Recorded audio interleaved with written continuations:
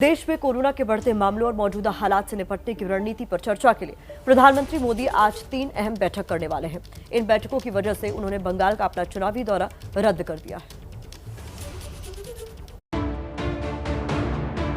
Corona के बढ़ते मरीज, अस्पतालों में बेड की कमी, मुश्किल से भरे इस दौर से देश को बाहर निकालने और हालात को काबू करने के मकसद से पीएम मोदी आज 3 उच्च स्तरीय बैठक करेंगे।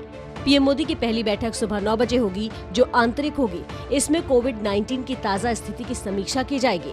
इस बैठक में कौन कौन मौजूद रहेगा, इसके बारे में कोई जानकारी नहीं दी गई है। प्रधानमंत्री की दिन की दूसरी बैठक सुबह 10 बजे होगी, जिसमें वो कोरोना से सबसे अधिक प्रभावित राज्यों के मुख्यमंत्रियों के साथ संवाद करेंगे और महामारी की वर्तमान स्थिति की समीक्षा करेंगे। इसके बाद प्रधानमंत्री दोपहर 12:30 बजे देश के बड़े ऑक्सीजन निर्माताओं से बातचीत करेंगे। गुरुवार को भी पीएम मोदी ने देश भर में ऑक्सीजन की सप्लाई और लोगों तक पहुंच बढ़ाने के मुद्दे पर एक हाई लेवल बैठक की थी। इस बैठक में पीएम ने अधिकारियों को ऑक्सीजन का उत्पादन बढ़ाने और उनके डिस्ट्रीब्यूशन को तेज करने का निर्देश दिया था।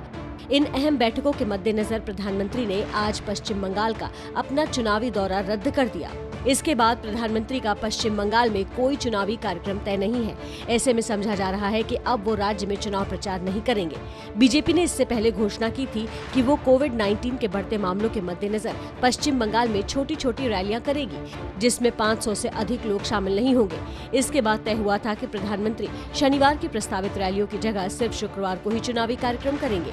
लेकिन अब पीएम का दौरा रद्द हो चुका है और अब राज्यों के सीएम और ऑक्सीजन निर्माता कंपनियों से चर्चा के बाद कोरोना पर नई रणनीतियों के सामने आने की उम्मीद है।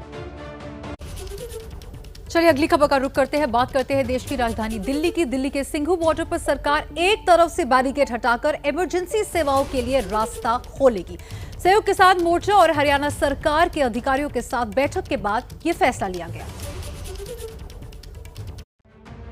संयुक्त किसान मोर्चा और हरियाणा के अधिकारियों के बीच बैठक गुरुवार शाम को हुई। बैठक में फैसला लिया गया कि ऑक्सीजन, एम्बुलेंस और दूसरी जरूरी सेवाओं के लिए जीटी करनाल रोड का एक हिस्सा खोला जाएगा। इस रास्ते पर दिल्ली पुलिस ने बैरिकेड लगा रखे हैं। किसानों ने भरोसा दिया कि कोरोना के खिलाफ लड़ाई में वो हर तरीके से मदद के लिए तैयार है। हमारी तरफ से एम्बुलेंस, फायर ब्रिगेड, ऑक्सीजन का जो कैंटर है, उसमें कोई रुकावट थी, न है, न रहेगी।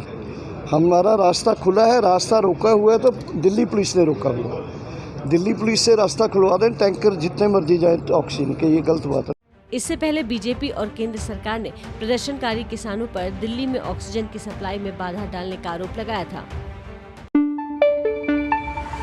न पाबंदी हो, न कोई हद हो तो बस खुद बनाई सरहद हो। ये मुहिम है परतों में छिपे हर सच की तलाश की, सियासत पर रखी पैनी नजर और आंख की, खबरों की दुनिया में एक जिम्मेदार आवाज की, जुर्म और जुल्म के खिलाफ हर बेबस के लिए इंसाफ की। जब कोई हद नहीं इंसानियत के लिए जज्बात की, जब कोई हद नहीं खुशियों और ख्वाब की, तब कोई हद क्यों हो नए नजरिए और बदलाव की। तोड़ के हदों के ताले, नए सपनों को पाले, बांधे सबको एक धागे, आपको रखे आगे। ABP news.